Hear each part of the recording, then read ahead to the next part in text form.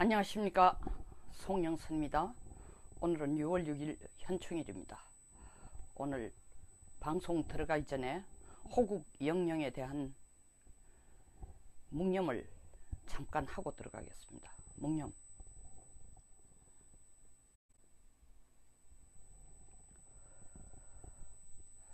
저는 오늘 오후 1시 광화문에서 자유총연합 걸기대에서 연설을 하도록 되어 있습니다. 날씨가 너무 덥기 때문에 못 오시는 분, 개인 사정에 의해서 참석이 어려우신 분들, 같은 내용은 아니지만 오늘 제가 전달하고자 하는 내용의 일부를 이 방송을 통해 말씀드리고 싶습니다. 역사 왜곡은 정신 왜곡입니다. 그리고 민족혼의 말살입니다.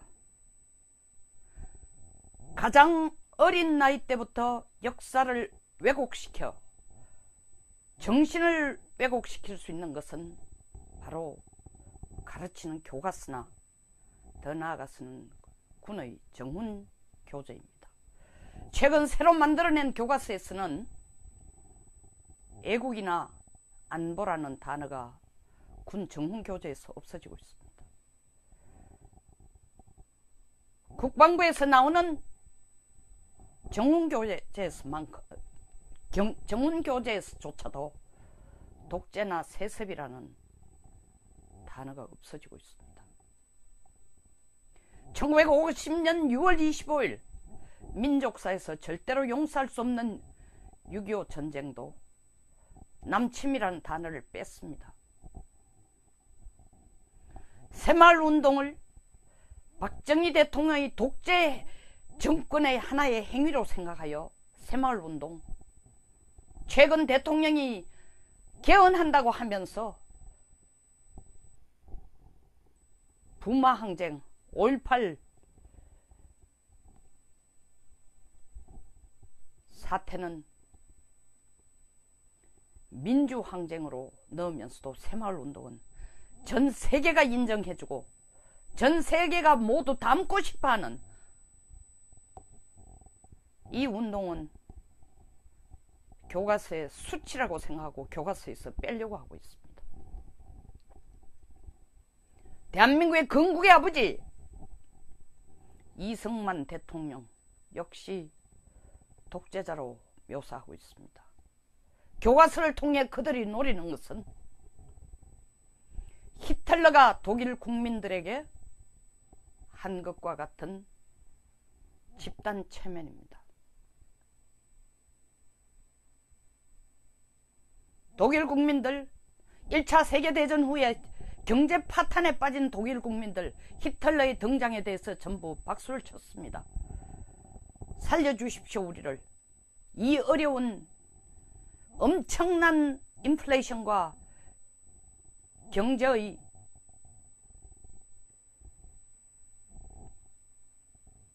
패망의 꼴짜기에서 우리를 구해 주십시오. 히틀러 독일 국민에게 희망을 줍니다. 그러면서 독일은 세계 유일한 국가가 될 수 있으며 가장 강한 국가가 될 수 있으며 독일이야말로 아리안족이라는 순수 혈통으로 유지시켜 나가야 된다고 했습니다. 그렇게 교육받은 독일 국민들, 그렇게 역사가 왜곡된 상태에서 교육을 받은 독일 국민들, 그들은 애국심이라고 생각했습니다. 유태인족을 죽이는 것을. 이렇게 역사 왜곡은 무서운 겁니다. 일제시대 마찬가지입니다. 그들은 35년간 36년간 대한민국을, 대한제국을 짓밟고 지디기고 우리를 식민지화하면서 일본이 얼마나 위대한지, 한국이 얼마나 비료하고 가난하고 못 배운 인간들인지 제대로 살려면 너희들 성과 이름을 바꾸고 새로 만들으라고 했습니다. 그러면서 그들의 위대함을 우리들에게 주입시키려고 했습니다. 이와 같이 역사 왜곡은 그 민족혼에 절대적이고 치명적인 영향을 주는 겁니다. 이 정부 새로운 역사 스타일로, 새로운 역사로 국민들의 역사를 바꾸려고 하고 있습니다. 국민들의 역사 인식을 바꾸고 정신을 바꾸고 혼을 바꾸려고 하고 있습니다. 지금 잘 사는 이 대한민국은 다 민주화 운동의 결과라고 강조를 하고 있습니다. 박정희, 이승만 대통령 한 것은 독재 정권을 끌어는 것 이상 그 이하도 아닌 것으로 묘사하고 있습니다. 산업화의 아버지인 박정희 대통령이 없었다면은, 그 업적이 없었다면은 우리는 지금 세계 10대 경제대국 반열에 오르는 것을 꿈조차 꿀 수 없었고, 이승만 대통령이 아니었으면은 김일성의 군합발 아에 우리는 소련이 진두지휘하는 공산주의 체제 하에서 지금 공산국가로, 지금과 같이 잘 사는 자유민주주의 체제, 자유시장 경제 체제를 꿈도 못 꿨을 겁니다. 많은 젊은이들이 지금 헬조선이라고 하고 있습니다. 물론 취직하기 어렵고 그렇게 밝은 미래가 약속되지 않기 때문에 불안하고 불편한 마음에서 그럴지 몰라도 저는 헬조선이 아니고 해번조선이라고 생각합니다. 전 세계 200여 개국 국가 중에서 50년 만에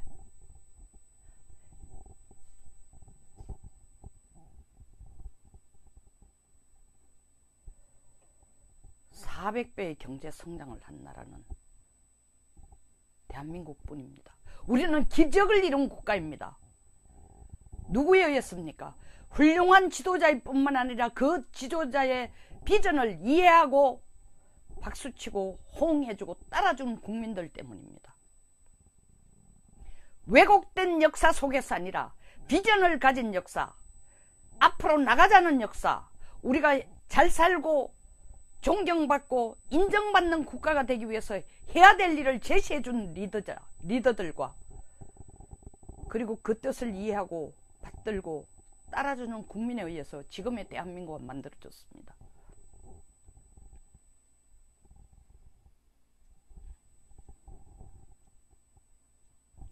(4월 27일) 정상회담이 한 번 열려, 남북한 정상회담이 남쪽 땅에서 열려 김정은 한 번 보고 대담하다, 멋있다, 담백하다, 솔직하다, 순간적인 착시 현상과 착각 현상을 일으키는 국민들, 도대체 그들 머릿속에 뿌리 깊이 내려앉은 역사인식은 어디에서부터 시작이 됩니까? 이게 누가 만든 대한민국입니까? 김정은이 누굽니까? 남북한을 600만 이상의 이산가족으로 만들고 허리 잘린 국가로 남도록 한 원흉이 바로 김정은의 할아버지입니다. 그 할아버지로부터 3대 세습을 이루어가 온 김정은이 판문점을 한번 다져갔다고 생각을 바꿀까요?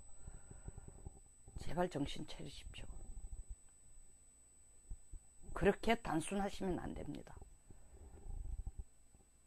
심지어 대통령까지 나서서 국민에게 2시간을 국가를 비우면서 국군 통수권자가 2시간을 국가의 안보를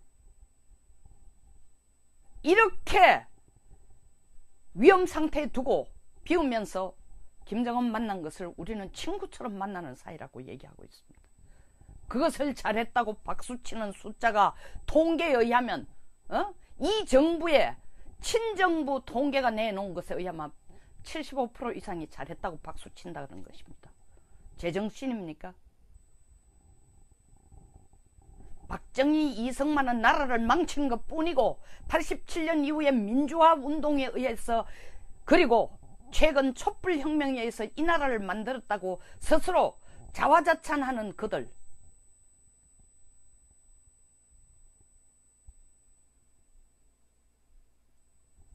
부모 없는 자식 없습니다. 지금의 대한민국이 만들어진 세계 10대 경제대국의 반열에 오른 세계 어딜 나가도 삼성, LG를 모르고 대한민국을 모르는 나라나 고을, 마을이 없는 이 현실은 대통령, 과거 대통령 혼자 만든 것도 아니고 국민 혼자 만든 것도 아닙니다. 대통령과 국민이 하나 됐을 때 만든 겁니다. 뭘 향해? 미래를 향해. 바른 역사 인식을 가지고 나갈 때에 우리는 손뼉치고 따라주고 지도자는 사심없이 우리를 국위선양과 나라의 부를 위해 끌어갔기 때문입니다. 최근 미국 정상회담을 눈앞에 두고 트럼프 대통령 입에서 종전선언이라는 단어가 나오니 가장 행복해 하시는 분이 우리 대통령인 것 같습니다. 왜? 4월 27일 판문점 선언에서 6월달 종전선언을 남북 간에 이루겠다고 얘기한 것을 트럼프 대통령이 실천시켜 줄 것 같으니까 저는 그런 우리 대통령님의 행동을 보며 지금 싱가포르 가고 싶어 정신이 없습니다. 미국이 꾸중할까봐 꿀밤을 줄까봐 눈치 보며 아주 말을 자제하고 있습니다. 왜냐하면 지난 5월 22일 두 번째 미국 정상회담, 한미 정상회담, 이 미국 정상회담 관련을 위한 두 번째 한미 정상회담을 한 후 미국이 문 대통령에게 제발 입 다물고 오브저버로 그냥 앉아있거라. 드라이버니 운전자니 중재자니 그런 용어 쓰지 말고 귀찮다. 방해나 되지 말아달라. 그러니까 눈치 보이고 말을 못하고 있습니다. 그러나 이 종전선언에 대해서 모든 걸 걸고 있는 문 대통령을 보면 저는 히틀러가 전쟁을 하지 않고 히틀러가 영국, 독일, 이탈리, 체코 어디도 침범하지 않겠다라는 말을 믿고 그 말에 협정을 해주는 1939년 뮌헨 협정을 들고 영국을 돌아오면서 이제 우리는 평화를 얻었다라고 떠든 챔berlain 영국 수상을 연상시킵니다. 그때 히틀러에게 속지 마라고 얘기한 사람이 처칠입니다. 처칠은 너무나 인기가 없었죠. 영국 의회 내에서. 영국 국왕까지도 처칠을 아주 시답잖게 봤습니다. 무슨 말도 안 되는 소리를 하냐. 협정서에까지 전쟁 안 한다고 약속을 했는데 우리 문 대통령 똑같은 생각입니다.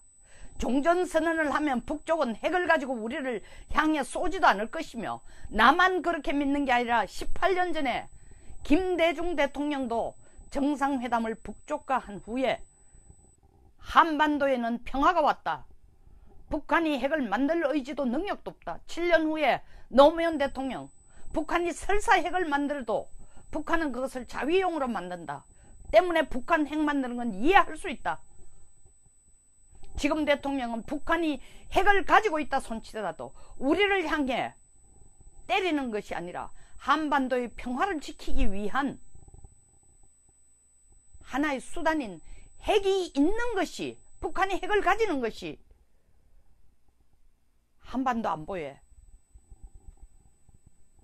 결코 나쁘지 않다 라는 생각을 가진 대통령으로서는 이 종전선언 자체가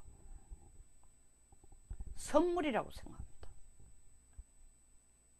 많은 국민들 그렇지 않습니다. 과거 역사를 보십시오.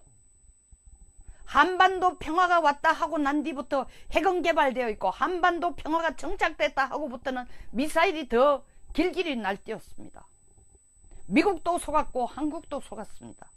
또 속으시렵니까? 이 말이 대통령 귀에 들리지 않습니다. 판문점 선언의 6월에 선언에서 6월에 남북이 종전선언을 하겠다고 했으니까 그걸 지킨 것만 해도 국민과 약속한 걸 지킨 거다. 그리고 북한이 핵을 가지고 있어도 우리한테 대한 위협이 안 된다. 그리고 이 종전선언이야말로 남과 북의 완전한 비핵화를 위한 남쪽과 북한이 각각의 책임과 역할을 다하는 첫 스텝이다. 남쪽이 왜 책임이 있습니까? 남쪽이 왜 한반도 비핵화에 책임이 있습니까? 남쪽은 1991년 9월 26일 이미 핵을 다 없앴습니다. 근데 왜 우리가 책임이 있습니까?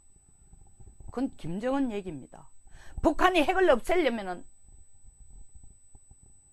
그에 상응하는 남쪽이 가지고 있는 핵능력, 직접 핵개발 능력이나 핵탄두를 가지고 있지는 않지만 유사시 미국이 지원할 수 있는 핵능력, 한미 군사훈련으로서 나타나는 것, 미국의 핵우산, 그리고 그런 핵능력을 가지고 훈련하는 주한미군,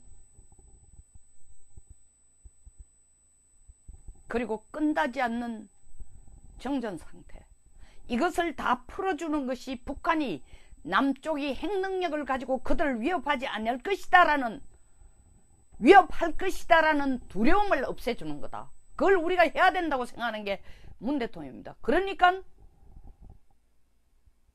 판문점 선언에서 남과 북의 완전한 비핵화를 위한 책임과 역할이라고 얘기했습니다. 챔벌린은 그렇게 자신만만하게 뮌헨 협정서를 들고 영국으로 돌아오면서 1938년 9월 29일 돌아오면서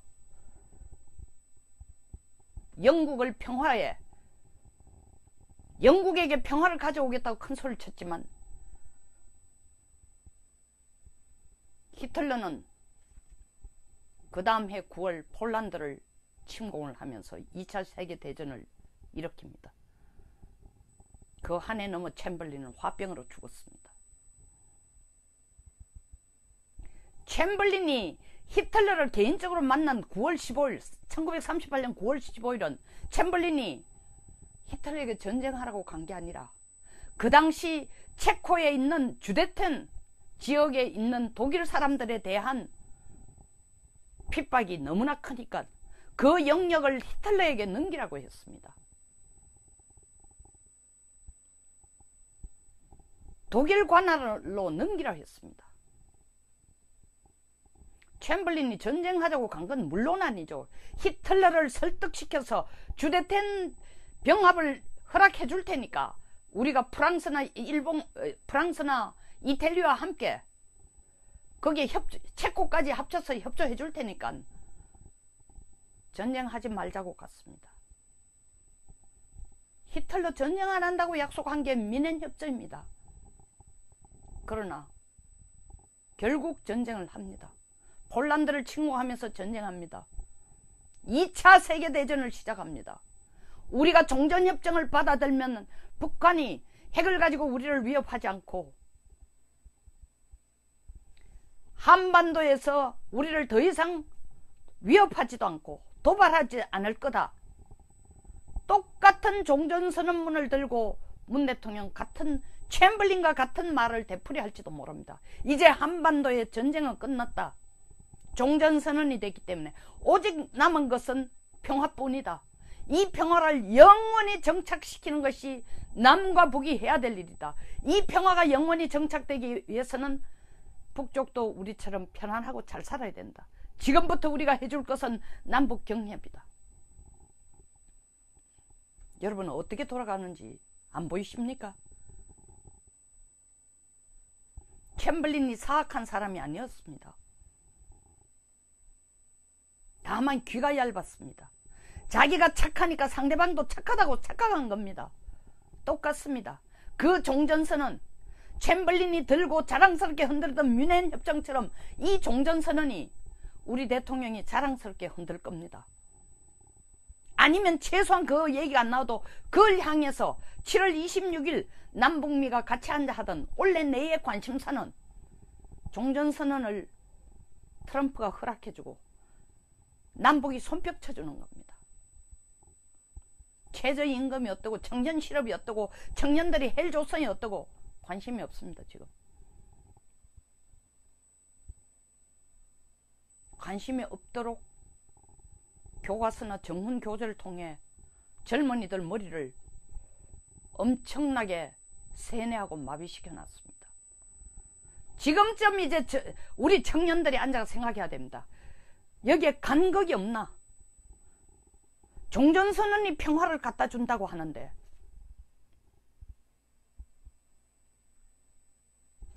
이 종전선언이 평화를 갖다 주기 위해서는 우리는 얼마나 많은 돈을, 설사 북쪽이 도발하지 않는다 해도 얼마나 많은 돈을 북쪽에 갖다 줘야 할 것인가? 그들의 대통령이 말한 것처럼 우리처럼 잘 살기 위해, 대등하게 잘 살기 위해서, 잘 살도록 하기 위해서 얼마나 많은 세금과 얼마나 많은 희생과 얼마나 많은 경제적 지원을 해야 될 것이에요. 그게 누구 몫으로 돌아갑니까? 누구 부담으로 돌아갑니까? 여러분들입니다. 이 젊은이들, 여러분들의 부담입니다. 이 간극을 한번 생각해 보셨어요?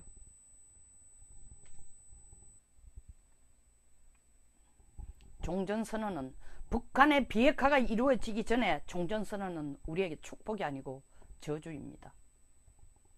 우리가 트럼프 대통령 입에서부터 들어야 될 것이 종전선언이 아니라 김정은 입에서 북쪽에는 핵이 더 이상 없다. 핵에 대한 어떤 애착도 없고 어떤 의도도 없다. 다 와서 봐라. 다 와서 조사해라. 다 와서 사찰하고 검증해라. 이 얘기를 우리가 들어야 합니다. 그 얘기를 듣도록 문 대통령이 최선을 다해주는 것이 대한민국 역사상 가장 위대한 대통령으로 남을 수 있는, 노벨 프라이즈보다도 노벨상보다 몇 배로 더 큰 상을 민족으로부터, 국민으로부터, 대한민국 국민으로부터 받는 것이 될 것입니다. 껍데기 뮌헨 협정 한 장을 들고 순간적인 평화가 온 것처럼 챔블린 수상이 흔들어대는 것처럼 우리 대통령 종전선언을 가지고 국민들에게 한반도의 평화 정착의 첫발이 이루어졌다라는 얘기로 국민들을 오도해서는 안 됩니다. 이 현충일 날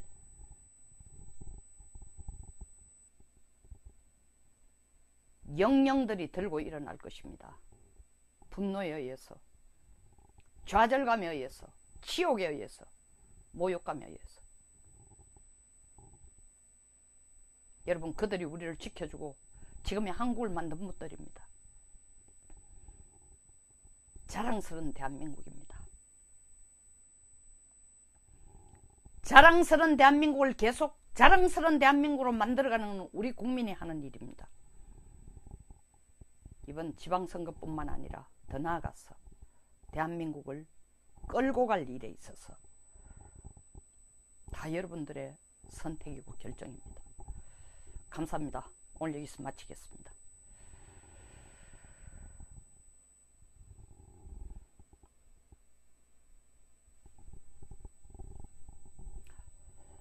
보시고 공감하시면 좋아요, 구독 버튼을 꼭 부탁드리겠습니다.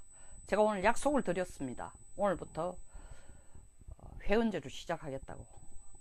행정적인 준비가 아직 좀 덜 됐습니다. 조만간 사실 회원 가입의 문제라든가 후원의 문제다, 이런 것을 방송에서 다시 하겠습니다. 여민정씨 오늘 연설 가시죠라고 했는데 당연히 제가 오늘 연설자입니다. 갑니다. 꼭 오셔서 지원 격려해 주시기 바랍니다. 저를 위해서 아니라 대한민국을 위해서. 감사합니다.